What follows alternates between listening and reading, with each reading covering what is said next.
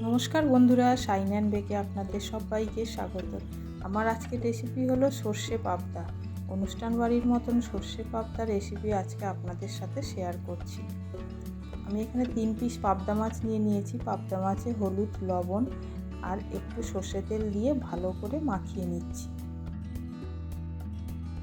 পাবদা মাছ রান্না করার জন্য আমাকে একটা মশলা বানাতে হবে। এর জন্য 1 চামচ হলুদ সর্ষে, 1 চামচ কালো সর্ষে আর হাফ চামচ পোস্ত, একটু লবণ আর 3টে কাঁচা লঙ্কা দিয়ে এর মধ্যে একটু জল দিয়ে ঢাকা দিয়ে নরম হওয়ার জন্য রেখে দেব।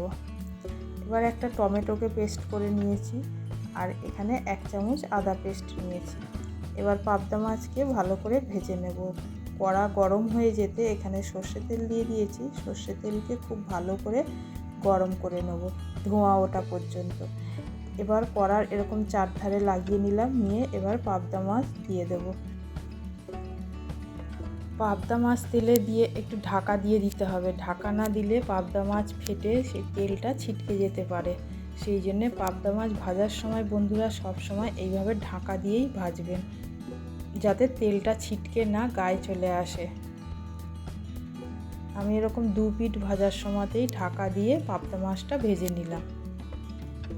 মাছ ভাজা হয়ে গেলে আর তেল ছিটকায় না। এবার এই মাছগুলোকে তুলে নিচ্ছি।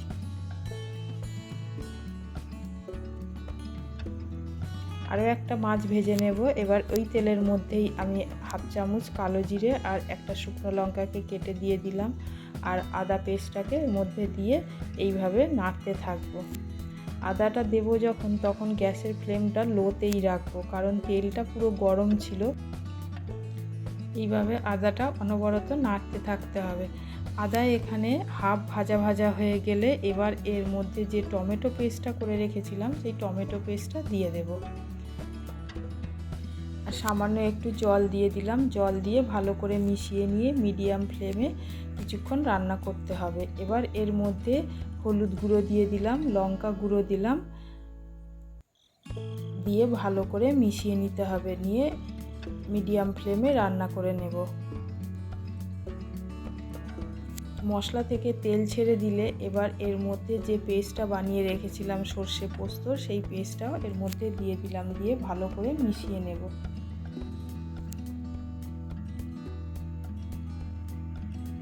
এটাও মিডিয়াম ফ্লেমে ভালো করে কষে নিতে হবে। এবার বাটিতে একটু জল দিয়ে জলটাও দিয়ে দিলাম।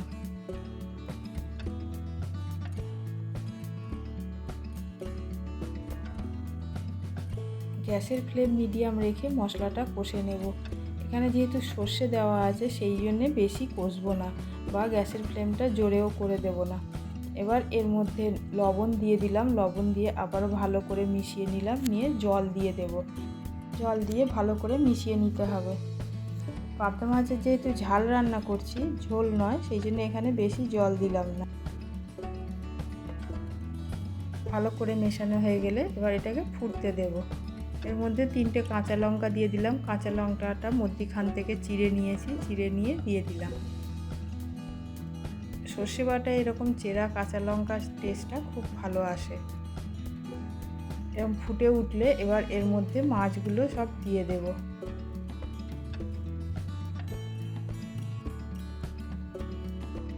মাছ দিয়ে বেশি নাড়বো না, এইভাবে হালকা করে শুধু মশলার সাথে মিশিয়ে দিলাম। পাবদা মাছ খুব নরম, তাই একে বেশি নাড়লে ভেঙে যেতে পারে। এইভাবে 1 মিনিট মতন রান্না করে নিয়ে এবার এর মধ্যে ধনেপাতা দিয়ে দিলাম। ধনেপাতাটা দেওয়ার পরেও এইভাবে একটু মিশিয়ে নিচ্ছি।